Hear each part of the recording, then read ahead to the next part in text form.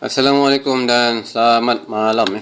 Baik, kita sekarang akan buka topik tentang siri 1 market structure. Okey, ini kita belajar market structure. Basic asas yang perlu kita tahu adalah keadaan kita mencari buy ke atau mencari sell. Kita cari sell. Okey, kita cari sell. So, ini yang dipanggilnya high, kemudian dia akan buat low, high, low, high. Macam biasa. Ini dipanggil support become resistant. Jelas, clear. Ini dipanggil support become resistant. Okey. Aku lukiskan dulu keadaan bagaimana dipanggil support become resistant. So, di sini telah menjadinya kawasan support. Di sini kita panggil S. S sebagai support. Support. Kan? Ini panggil resistant. Support ataupun dipanggil low. Dipanggil low. Okey, aku edit sikit. Dipanggil support atau dipanggil slash L. Panggil low. Support tu mana bawah lah. Low tu mana rendah lah. So, di atas ni dipanggil resistance ataupun higher high. Maknanya price yang paling tinggi. Maknanya resistance dan higher high. Tapi biasa orang akan sebut higher high lah. Kalau kita main bacaan structure, kita panggil higher high. H. Kemudian dia buat new lower low. Ni dia panggil lower low.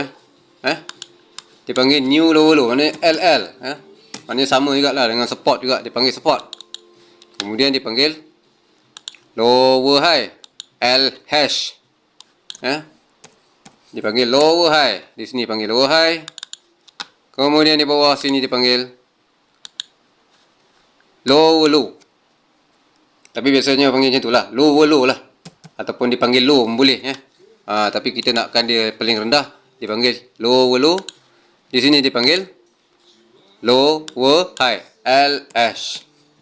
Okey. Faham? So, ini adalah kawasan yang bertemu. Dia ada yang bertemu dengan support. So, di bawah ni dipanggil new lower low. Kita boleh gunakan juga dengan short form. Kalau di tengah-tengah kita panggil low je, biasa pun tak apa. New lower low ni adalah lantai lah. Maknanya paling bawah lah. Ataupun higher high ni di paling atas. Dia pegang gitu. Baik.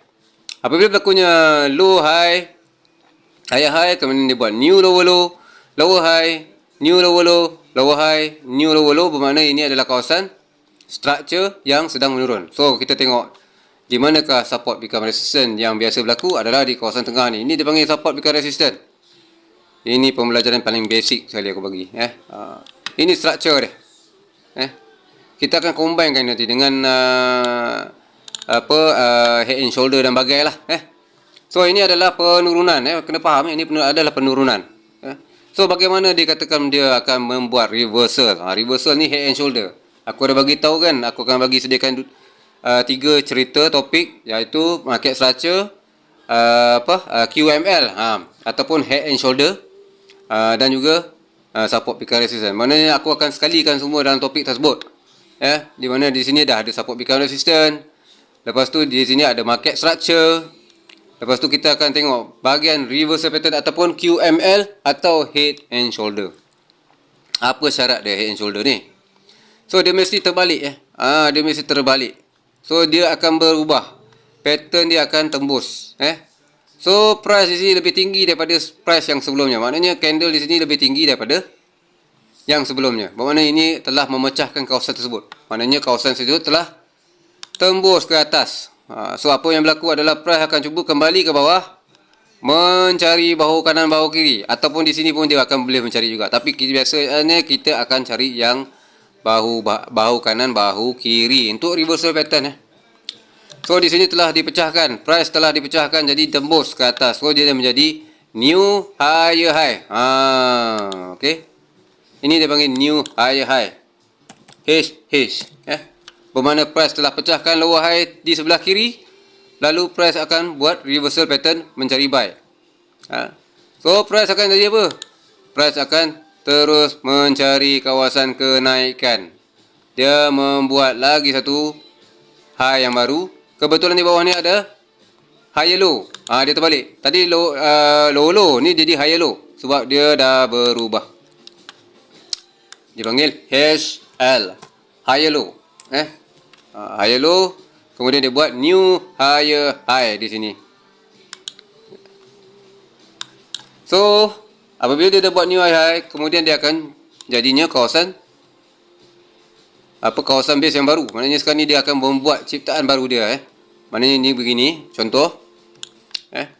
So dia akan membuat higher low kemudiannya. Higher low, mencari kawasan base higher high yang sebelumnya.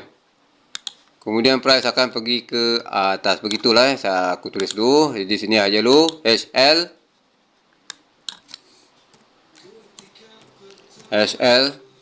So ini adalah pembentukan market structure di mana di sini dah terdapatnya resistance become support. Tadi support become resistance, sekarang sudah bertukar menjadi resistance become support.